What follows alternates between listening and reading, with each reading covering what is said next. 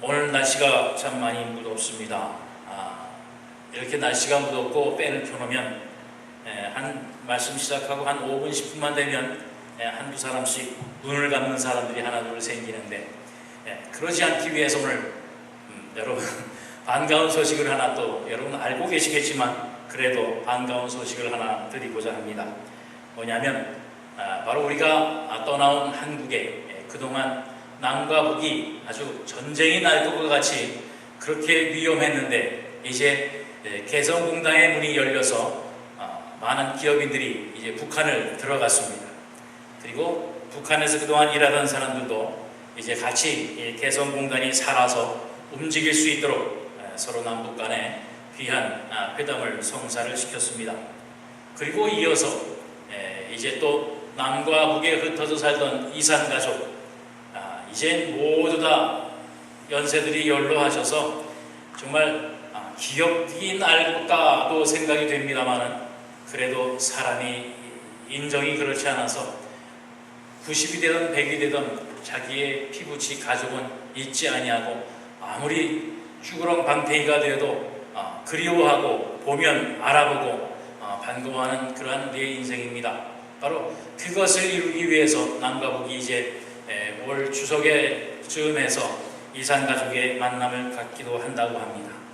그리고 그것이 잘 되면 또 금강산 관광이 또 이어지고, 다시 한번 남과 북이 좋은 소식, 통일이 되어져가는 그 시작을 다시 한번 가게 됩니다. 그런데다가 북한에도 이제 개인 전화기가 이제 소통이 되기 시작을 했다고 합니다. 그리고 더 반가운 것은 이제 북한이 올해 그 뭐라 그러죠? 우리나라 헌법을 하는 것처럼 북한에도 그 법령이 있는데, 거기에 공산주의라고 하는 단어를 뺐다는 겁니다. 이제 공산주의자로서의 공산주의의 그 의미는 이제 없고, 다만 세습 정책, 그것만을 넣었다는 거죠. 그렇다 보면 바로 이 북한은 왕조다. 세상에 이제 마지막 남은 왕조의, 다른 나라의 몇몇 나라의 왕이지만 그것은 이제 왕으로서의 역할을 못합니다. 그러나 북한은 왕으로서의 역할을 계속하는 그런 나라의 형태를 가지게 되는 것이라고 하는 겁니다. 다시 말씀드려서 왕의 마음만 바꾸면, 왕의 마음만 변하면 통일은 시간 문제라는 거죠. 그만큼 이제 좋은 소식으로 오늘 말씀을 시작합니다. 그러니까 그러한 기대와 설렘으로 잠자는 시간이 없기를 다시 한번 부탁드립니다. 그런데 그것을 마냥 좋아할 수만 없는 몇몇 분이 계십니다.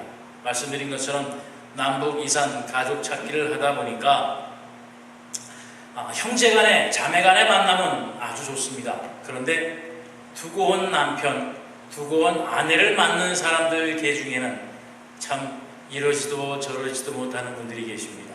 왜냐하면 북한에다가 부인을 놓고 남한으로 이제 피난을 왔다가 어제나 오늘이나 기다리다가 통일이 안 되니까 그만 이곳에서 새장가를 드신 분들입니다. 새장가를 들고 자녀를 낳았어요. 그런데 남북 이산 가족 찾기로 그 헤어졌던 아내를 찾았습니다. 이거 어떻게 해야 되겠어요? 만일 지금은 그래도 만나고 헤어지니까 괜찮지만 통일이 되면 아내가 둘이 되는 상황이 되어집니다. 다행히 북에 있던 아내도 좋은 남편을 만나서 시집살이를 하고 있다면 또한 문제가 아니겠지만, 그동안 결혼 안 하고 혼자 지내왔다고 하면 이거 어떡하겠어요? 또 여자도 마찬가지입니다. 두고 온 남편을 기다리다 못해서 이곳에서 결혼을 했어요. 근데 남편은 오매불망 이제 남한으로 내려간 아내만 기다리고 있었습니다. 그런데 만났어요. 통일이 됐어요. 이걸 어떻게 하겠어요? 옛날 같으면 뭐 첫째 아내, 둘째 아내, 셋째 아내도 있고 그러니까 첫째 아내, 먼저 결혼한 아내를 첫째 아내로, 또 남한에서 만난 아내를 둘째 아내로 하면 되겠지만, 지금은 그것이 통용이 되지 않는 세상 아닙니까? 그러니 만나는 것도 반갑겠지만 이제 만나서 통일이 되면 이거 어떻게 하면 좋겠는가? 이건 정말 해결할 수 없는 문제 중에 문제를 앉게 되는 사람들도 비슷한 것입니다. 이러한 이야기가 오늘 본문 가운데서도 나옵니다. 바로 예수님과 사두개인이 만나서 이야기를 합니다. 그런데 사두개인들이 이제 예수님한테 질문하는 내용이 그거예요. 이제 한 가문에 형제 7명이 있는데 이제 첫째 아들이 장가를 가서 아내하고 결혼을 했습니다. 그런데 자식을 보지 못하고 그만 그 첫째 형이 죽고 말았어요. 그래서 그 아내가 둘째 아내한테 다시 시집을 갔습니다. 그런데 둘째 형도 자식 없이 그만 죽고 말았어요. 그래서 이 아내는 다시 셋째한테 장가를 갑니다. 그런데 그 셋째도 그만 죽고 말아요. 그렇게 해서 7세까지 다 한 여자가 형제들의 아내가 됐다라고 하는 겁니다. 그런데 이 아내도 형제도 다 죽고 났어요. 그렇다면 이제 하늘나라에 가면, 부활이 돼서 하늘나라에 가면 이 아내는 누구의 아내가 되느냐라고 하는 이야기죠. 여러분 생각이 어떻게 되겠어요? 그런데 사두개인들이 왜 이러한 이야기를 예수님한테 물어봤냐면, 오늘 우리가 봉독한 24절 바로 첫 절 23절에 보면 그 사두개인들이 누구라고 하는 것이 나와 있습니다. 부활이 없다 하는 사두개인들이 그날 예수께 와서 물었다 그랬어요. 바로 부활을 인정하지 아니하는, 부활을 믿지 아니하는 바로 그러한 사두개인입니다. 우리가 신약 성경을 보다 보면 자주 나오는 예수님과 또 기독교인들과의 큰 마찰을 맺었던 크게 두 부류의 사람이 나오는데 바로 사두개인과 바리새인입니다. 그리고 이제 성경에는 이름이 잘 나오지 않습니다만 에세나파라고 하는 그러한 파벌이 있었습니다. 그래서 첫째로 사두개인이라고 보면 오늘 본문에서 23절에서도 말했지만 그 사두개인들은 그 당시에 하나님 앞에 제사를 드리는 그 제사를 담당하는 제사장 당원들의 주로 되어 있는 사람들이고, 또 세속적으로 귀족 부류층이며 또한 정치 지도자층이 많은 부분을 차지한 사람들입니다. 바로 그들을 사두개인이라고 했는데, 그들은 하나님을 믿습니다. 그러나 부활을 믿지 않습니다. 그들은 하나님을 믿습니다. 그러나 내세를 믿지 않아요. 영적인 내용을 전혀 부인하는 바로 그 사람들입니다. 그래서 구약 성경, 특히 모세오경만을 율법으로 믿는 사람입니다.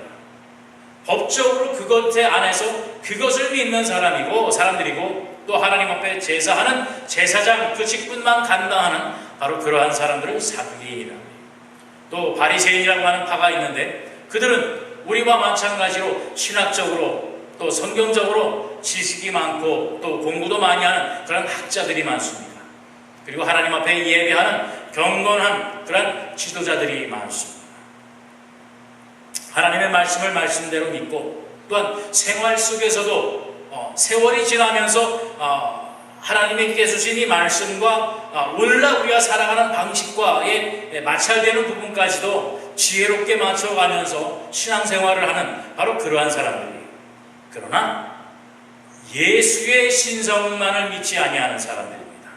예수님이 하나님의 아들이라고 하는 것을 믿지 아니하고 구약에 말한 대로 하나님께서 메시아를 보낸다, 엘리야와 같은 그런 메시아를 보낸다라고 하는 믿음을 가지고 있었기 때문에 이제 예수님과 늘 대적을 하면서 예수님을 시험을 하고 예수님이 신성함을, 하나님의 아들임을 부인하려고 예수님과 맞섰던 바로 그러한 사람들입니다. 그리고 SN에 반하고 있는데, 이 사람들은 한마디로 말해서 영적인 사람들이에요. 육신은 죄악된 것이다. 바로 그 금욕적인 생활, 수동 생활자들과 같이 세상을 멀리하고 영적인 생활만, 그런 것만 강조하는 그러한 부류의 사람들입니다. 그 사람 가운데 이제 사두개인이 오늘 예수님과 붙은 거예요. 그래서 이제 이 사두개인들이 예수님한테 묻는 겁니다. 그 사람들이 정말 궁금한 것이, 이제 하늘나라 가면 이 7 형제 중에 누가 나의 아내가 될 것인가 라고 하는 것이 궁금한 것이 아니라 부활이 없다는 겁니다. 하늘나라에 우리는 가지 않을 거니까 만약에 하늘나라에 가게 되면 이러한 문제가 대두될 텐데 전능하신 하나님께서 그러한 일을 하겠느냐? 그저 이 땅에 사는 것으로 끝이다라고 하는 이야기입니다. 그 여러분들 오늘날 우리가 생각할 때에 어떻게 첫째 형이 죽었는데 둘째 형에게 그 형수가 시집을 가겠는가? 근데 구약시대에 하나님께서 법으로 그렇게 만들어 놓은 것입니다. 신명기 25장 5절에 보면 형제들이 함께 사는데 그중 하나가 죽고 아들이 없거든 그 죽은 자의 아내는 나가서 타인에게 시집가지 말 것이요 그의 남편의 형제가 그에게로 들어가서 그를 맞이하여 아내로 삼아 그의 남편의 형제된 은유를 그에게 다 행하라. 그 당시에 그래서 이유는 뭐냐면 전쟁이 많았습니다. 또 사람 사는 환경이 오늘날 우리와 같지 않았어요. 열악합니다. 먹을 것, 입을 것, 거할 것, 힘든 광야 생활을 하는 바로 그러한 많은 사람들이 있던 시대입니다. 전쟁으로 수많은 남자들이 죽습니다. 밭에 나가서 먹을 것을 구하러 여행을 나갔던 그런 남편들의 소식이 끊어지기도 합니다. 그럴 때에 바로 그 가문을 지키기 위해서, 그 가문을 이어가기 위해서 혹시라도 형이 죽어서 아무 상속자도 없이 죽으면 그 아내는 다른 남자에게 갈 것이 아니라 그 집안에서 다시 그 형제들에게 결혼을 하고 그 가문을 이어가게 하라고 하는 것이 바로 하나님의 명령이었습니다. 바로 이것에 근거해서 이제 사두개인들이 성경적인 것을 들이대고 이제 예수님한테 도전을 하는 겁니다. 부활이 있다면 이제 하나님의 말씀대로 그렇게 한 여자가 전 7 형제들에게 시집을 갔는데 하나님 나라 가면 이제 그 아내가 누구의 아내가 될 것이냐라고 하는 바로 그것입니다. 그것은 정말 궁금해서가 아니라 예수님을 조롱하듯이 그것이 말이 되겠느냐. 오늘날 우리 중에도 그런 사람들이 있습니다. 그것을 믿지 못하는 사람들이 있습니다. 부활이 어떻게 있겠느냐? 죽은 사람이 어떻게 살아나겠느냐? 우리의 영이 어떻게 하늘나라에 가겠느냐? 영생이라고 하는 것이 무엇이냐? 믿을래야 믿을 수 없는 바로 그 속에서 사는 사람들이 분명히 있습니다. 그러면서 교회를 믿는 사람을 조롱하는 사람들도 분명히 오늘날도 있습니다. 그런데 예수님의 대답이 무엇인지 여러분 한번 보세요. 29절 30절 말씀에 예수께서 대답하여 이르시되 너희가 성경도 하나님의 능력도 알지 못하는 거로 오해하였도다. 사두개인들이 그렇게 말하는 것은 부활을 믿지 못하고 성경 말씀을 가지고 부활을 조롱하고 예수님을 조롱하는 것은 바로 너희가 성경도 알지 못하고 하나님의 능력도 알지 못하는 거로 오해하였다라고 하는 것입니다.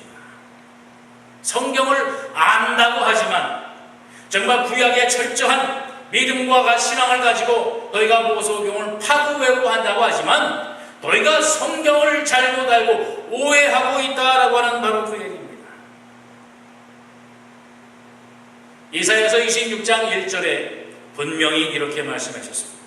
신약에 뿐만 아니라 구약에도 주의 죽은 자들은 살아나고 그들의 시체들은 일어나리. 뒷뜰에 놓은 자들아 너희는 깨어 노래하라. 주의 이슬은 빛난 이슬이니 땅이 죽은 자들을 내놓으리로다 말씀합니다. 이 말씀 여러분 봐도 아시겠지요? 죽은 자들이 살아나고 그들의 시체들이 일어난다는 겁니다. 이것은 부활을 말씀하시는 겁니다. 부활을 해서 이제 하늘나라에 가서 영생을 가지게 될 것이라고 하는 분명한 증거를 이사야 선지자를 통해서 말씀하여 주셨어요.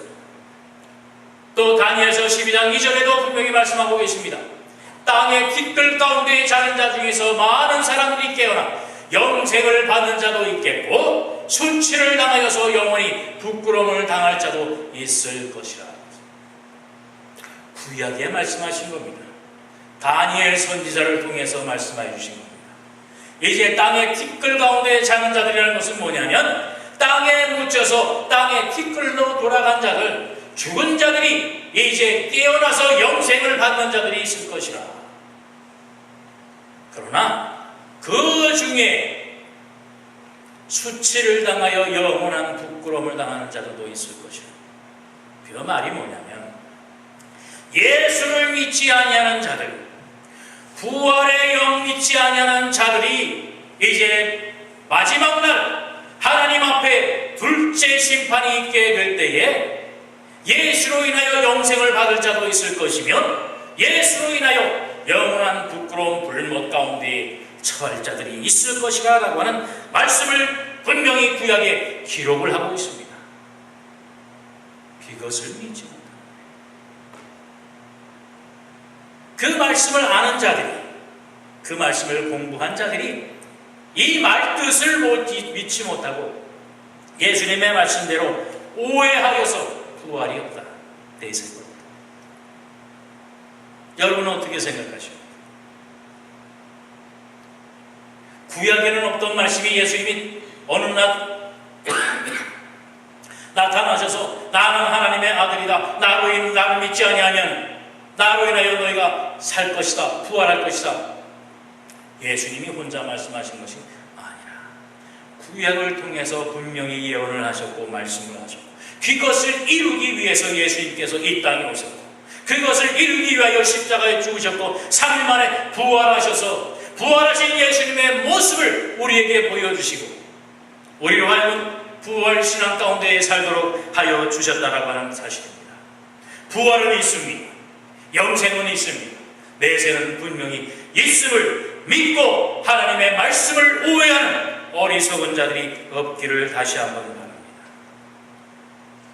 그런데 어떻게 그럴 수가 있겠느냐? 어떻게 죽은 자들이 살아나겠느냐? 어떻게 땅의 티끌로, 땅의 흙으로, 세상 공중에서 흩어지고 땅의 물속에서 흩어진 그런 인생들이 어떻게 살아날 수가 있겠느냐? 29절의 말씀처럼 너희가 성경도 하나님의 능력도 알지 못하는 거로 오해하는 자들이라는 말씀이에요. 하나님의 능력을 알지 못하는 자들이 바로 그러한 의문을 가지고 그러한 질문을 던진다라고 하는 것입니다. 사람의 믿음은, 사람의 신뢰는, 사람의 확신은 보통들 보이는 것, 그것에 근거를 두려고 합니다. 만질 수 있는 것, 느낄 수 있는 것, 아니면 어떠한 확률에 의존을 합니다. 예를 들어서 기상청에서 일기예보를 얘기를 합니다. 오늘은 가끔 구름이 끼겠고 비가 올 확률은 한 20% 되겠습니다. 그러면 우산을 들고 나가는 사람들은 거의 없습니다. 그런데 이제 기상청 사람이 오늘 비 올 확률은 90%가 되겠습니다. 그러면 다들 오늘 비 오는구나. 우산을 들기도 하고 비옷을 챙기기도 합니다. 바로 이처럼 확률적으로 얘기를 하면 20%의 확률도 비가 안 온다는 건 아니거든요. 20%의 확률도 비가 오는 겁니다. 90%의 확률도 비가 오는 거지만 10%의 확률은 비가 안 온다는 것입니다. 그런데 사람들은 그 90%만 돼도 오늘 비가 온다라고 하는 확신을 가지고 갑니다. 바로 사람들은 그런 확률에 믿음을 가지고 신뢰를 많이 합니다. 그런데 하나님께는 결코 그렇지 않다라고 하는 것입니다. 그 예를 하나 말씀을 드리겠습니다. 사도행전 12장 1절로 6절 말씀에 보면 이러한 기록이 있어요. 그때 헤롯 왕이 손을 들어 교회 중에서 몇 사람을 해하려 하여 요한의 형제 야고보를 칼로 죽이니 유대인들이 이 일을 기뻐하는 것을 보고 베드로도 잡으려 할 새에 때는 무교절 기간이라 잡음에 옥에 가두어 군인 내신 내 배에게 맡겨 지키고 6월절 후에 백성 앞에 끌어내고자 하더라. 이에 베드로는 옥에 갇혔고 교회는 그를 위하여 간절히 하나님께 기도하더라. 헤롯이 잡아내려고 하는 그날 그 전날 밤에 베드로가 두 군인 틈에서 두 쇠사슬에 매여 누워 자는데 파수꾼들이 문 밖에서 옥을 지키고 있다라고 합니다. 이제 베드로라고 하는 예수님의 제자가 로마 군도에게 잡혔습니다. 그런데 잡히기 전에 다른 예수님의 제자 야고보가 로마 군에게 잡혀서 헤롯 왕이 너희가 예수를 전한다라고 하는 죄명을 가지고 그 야고보를 화형을 시켜버렸습니다. 불로 태워 죽었어요. 그것을 이제 유대인들이나 그 유대 예수님을 믿지 않는 사람들이 보고 아, 잘했다 칭찬을 했습니다. 헤롯 왕이 참 잘했다.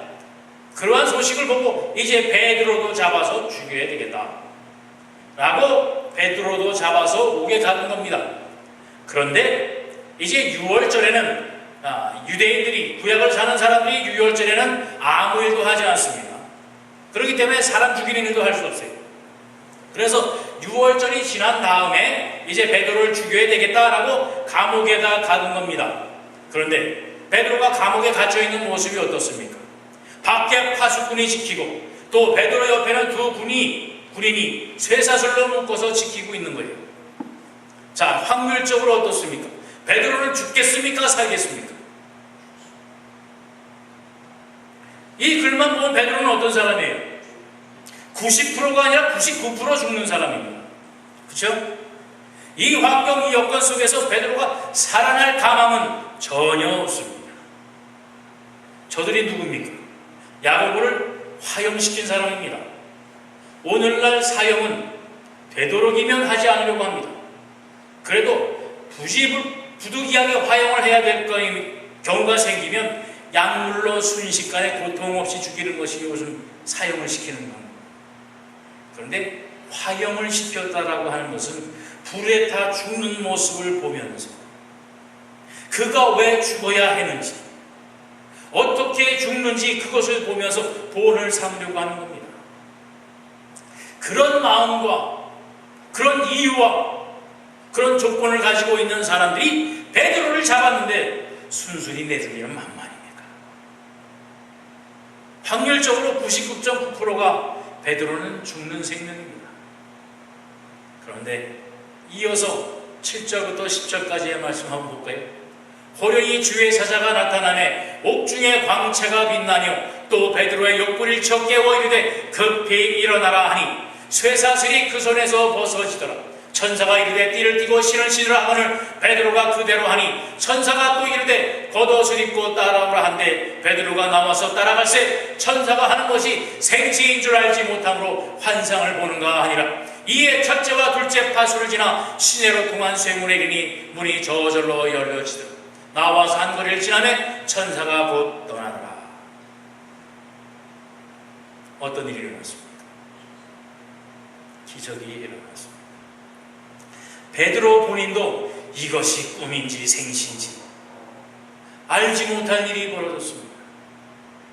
옆에서 자던 두 군인도 모르게 베드로의 손에 걸려있던 그 쇠사슬이 스르르 풀려졌습니다. 스스로 깨어나지도 않았는데 천사가 옆구리를 툭 쳐서 일어나게 해보였습니다. 옷도 입힙니다. 따라오라고 합니다.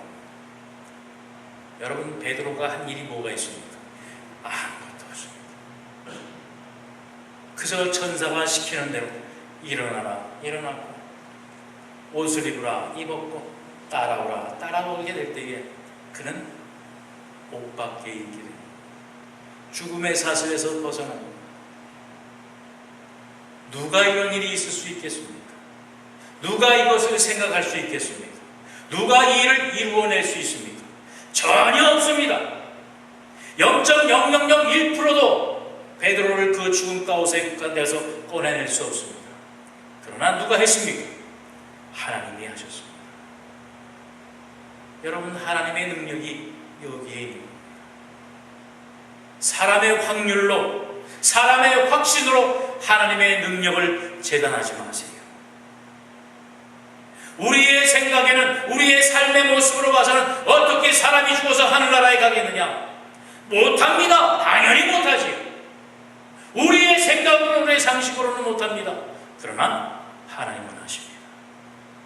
하나님이 어떤 분이신 줄 아시죠? 하나님께서 이 세상을 창조하셨습니다. 창조하신 하나님입니다. 땅에 티끌로 우리의 육신을 만들어 주셨습니다. 하나님의 손길로 우리에게 영을 불어넣어 주셨습니다. 그 하나님이 티끌로 돌아간 우리를 하나님의 백성으로 다시 살려내지 못하시겠습니까? 죽었던 인생을 다시 살려내지 못하겠습니까? 여러분, 성경 속에서 죽었던 사람을 얼마나 많이 하나님께서 살려내셨습니까? 하나님의 능력을 여러분 생각 속에, 여러분 지식 속에, 여러분 상식 속에 가둬놓고 하나님을 바라보지 마시기 바랍니다. 여러분은 하나님의 창조물입니다. 여러분을 초월한 그 하나님의 능력을 오늘 분명히 믿고 확신하는 여러분이 되시기를 다시 한번 주님의 이름으로 축원드립니다. 여러분, 오늘 본문 가운데 뭐라고 그러십니까? 본문 32절 말씀에 보면 31절부터 볼까요? 죽은 자의 부활을 논하실 때 하나님이 너희에게 말씀하신 바 나는 아브라함의 하나님이요 이삭의 하나님이요 야곱의 하나님이로 하신 것을 읽어보지 못하였느냐. 하나님은 죽은 자의 하나님이 아니요 살아있는 자의 하나님이라 말씀하셨다라고 하는 사실입니다. 우리가 하늘나라에 가면 하나님은 아브라함의 하나님이요 이삭의 하나님이요 야곱의 하나님인 것처럼 오늘 여러분의 하나님입니다. 큰 형제, 둘째 형제, 셋째 형제, 이런 문제, 여러분 어머니, 아버지 이런 문제가 아니라 동일한 여러분의 하나님이요 아브라함의 하나님이 이삭의 하나님이요 야곱의 하나님이신 것처럼 바로 여러분의 하나님이요 여러분 아내 하나님이요 저희 하나님이요 여러분 자녀들의 하나님이신 것을 믿게 되시기 바랍니다. 하늘나라에 가면 시집도 가지 아니하고 장가도 가지 아니합니다. 남편 아내에 그 구분이 없는 거예요. 다 한 형제요 다 한 자매로 살아가는 겁니다.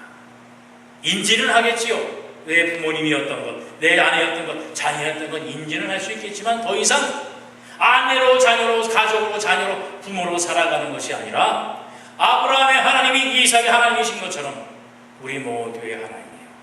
우리가 천사와 같은 그런 영의 사람이 된다라고 하는 사실입니다. 이 벗어 썩어 없어질 육신이 아닙니다.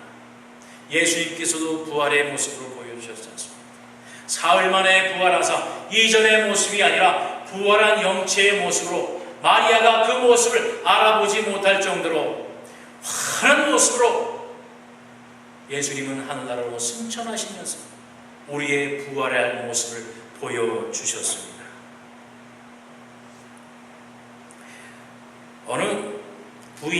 마지막으로 어느 부인이 교회를 안 다니다가 한번 교회를 가야 되겠다 하고 이제 교회를 첫 주 다녀왔습니다. 그런데 이 부인이 교회를 다녀오고 나서 확 바뀐 거예요. 평상시에는 남편을 원수로 알고 구박하고 못살게 굴고 소리 지르고 그랬던 이 부인이 교회를 갔다 오더니 얼마나 잘하는지 모릅니다. 아이고 남편님 하면서 뭐 아주 발까지 씻어줄 정도로 잘하는 거예요. 그래서 이 남편이 정말 궁금해졌습니다. 어떻게 교회를 갔다 오더니 내 아내가 이렇게 변했는가. 그래서 이제 목사님을 찾아가서 물어봤습니다. 정말 신기합니다. 내 아내가 교회를 한번 갔다 오더니 이렇게 변했습니다. 목사님 도대체 내 아내에게 어떻게 하신 겁니까? 정말 놀라울 뿐입니다. 그래서 그 목사님이 얘기를 합니다. 글쎄요, 제가 뭐 특별하게 한 건 없는데 제가 그 부인에게 특별하게 뭐 조언하거나 이렇게 하시더라고 얘기한 건 없는데 단지 지난주에 설교 말씀이 원수를 사랑하라 그래야 하늘나라 간다고 한 것밖에 없는데 바로 그 부인이 원수를 사랑해야 하늘나라 간다고 하는 그 말을 듣고 그동안 원수로 알았던 남편에게 그렇게 잘했다고 하는 겁니다. 여러분 혹시라도 우리 교회 안에나 또 여러분 주변에서 아이고 내가 저 인간이 하늘나라 간다고 하면 천국 간다고 하면 나는 그 꼴 보기 싫어서 난 하늘나라 안 가겠다 하는 사람이 있습니까?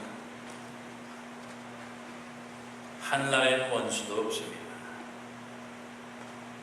하늘나라에는 모든 것이 용서받고 죄 씻음 받은 사람들이 오는 것입니다.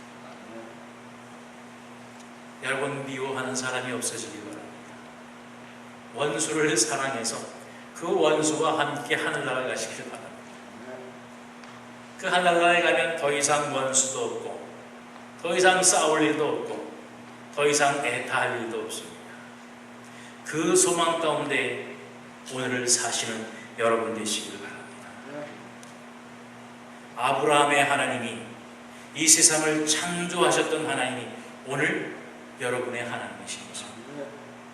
또 분명히 성경을 통해서 여러분에게 희망과 소망을 주시고 계신 것입니다. 또 오늘날도 살아서 역사하시며 하나님의 능력을 여러분에게 쏟아 부어주시는 하나님이 여러분의 하나님이신 것을 분명히 믿고 하나님의 은혜 가운데에 사는 여러분 되시기를 바랍니다. 로마서 4장 17절에 기록된 바 내가 너를 많은 민족의 조상으로 세웠다 하심과 같으니 그가 믿는 바 하나님은 죽은 자를 살리시며 없는 것을 있는 것으로 부르시는 하나님이십니다. 죽은 자를 살리신 것 같이 없는 것을 있게 하시는 하나님이십니다. 그 하나님의 능력을 여러분 믿지요? 세상을 창조하신 하나님은 무에서 유를 창조하셨습니다. 없는 것에서 있게 하셨습니다. 여러분 하나님 앞에 기도하는 거 있습니까? 내 생각과 내 뜻으로는 이루어질 수 없다고 생각하는 것이 있습니까? 하나님 앞에 기도하시면 베드로가 99.999% 죽을 가운데 있게 될 때에 하나님의 백성이 베드로를 위하여 기도하게 될 때에 베드로가 살아남았습니다. 여러분이 할 수 없고 될 수 없는 것 부딪혀서 고비 가운데 있습니까? 하나님 앞에 기도하시면 하나님의 능력을 믿고 의지하시면 하나님께서 이루어 주십니다. 한 가지 조건, 하나님의 뜻 안에 있어야 됩니다. 하나님의 말씀 안에 있어야 됩니다. 말씀 안에 하나님의 능력을 믿고 의지하면 하나님이 이루어 주실 것입니다. 그 믿음으로 오늘을 사시는 우리 한련자단의 사랑하는 성도님들을 다시 한번 주님의 이름으로 축원드립니다. 기도하겠습니다. 사랑의 주님 감사합니다. 오늘 말씀을 통해서 우리가 어떠한 믿음 상태 가운데 있는가 우리가 다시 한번 점검하였습니다.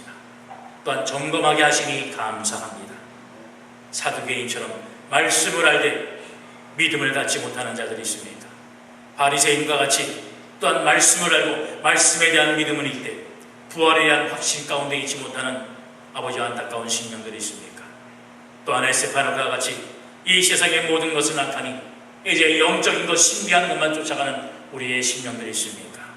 아버지와 다시 한번 우리의 믿음과 신앙을 점검하며 하나님께서 우리에게 주신 말씀대로 성경 안에서 반석 위에 세운 믿음을 갖게 하시고 하나님의 능력에 전능하신 하나님을 믿고 의지하며 주 앞에 순종하는 우리 한련자단의 사랑하는 성도들이 되게 하여 주시옵소서.